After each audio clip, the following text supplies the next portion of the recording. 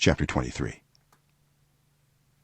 After a long time had passed and the Lord had given Israel rest from all their enemies around them, Joshua, by then a very old man, summoned all Israel, their elders, leaders, judges and officials, and said to them, I am very old.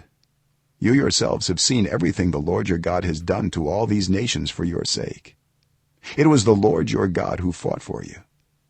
Remember how I have allotted as an inheritance for your tribes all the land of the nations that remain, the nations I conquered, between the Jordan and the Mediterranean Sea in the west.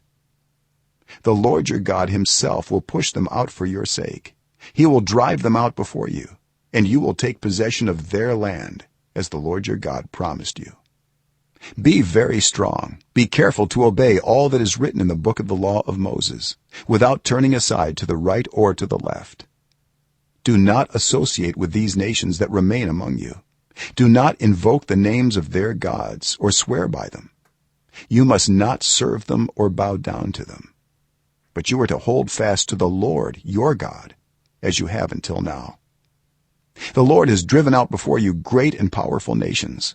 To this day no one has been able to withstand you. One of you routs 1,000, because the Lord your God fights for you, just as he promised.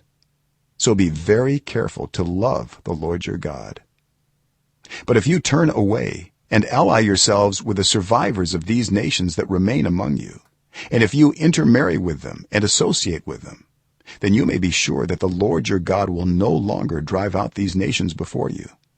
Instead, they will become snares and traps for you, whips on your backs and thorns in your eyes, until you perish from this good land which the Lord your God has given you.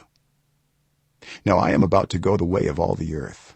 You know with all your heart and soul that not one of all the good promises the Lord your God gave you has failed. Every promise has been fulfilled, not one has failed. But just as all the good things the Lord your God has promised you have come to you, so he will bring on you all the evil things he has threatened, until the Lord your God has destroyed you from this good land he has given you. If you violate the covenant of the Lord your God, which he commanded you, and go and serve other gods and bow down to them, the Lord's anger will burn against you, and you will quickly perish from the good land he has given you.